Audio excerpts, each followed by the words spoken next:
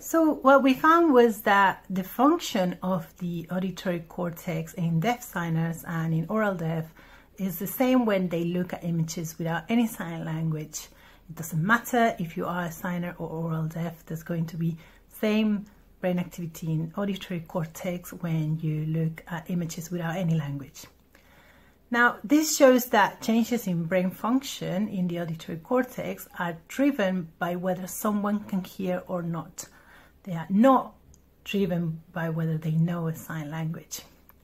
We also found that some regions of the auditory cortex are actually involved in sign language processing.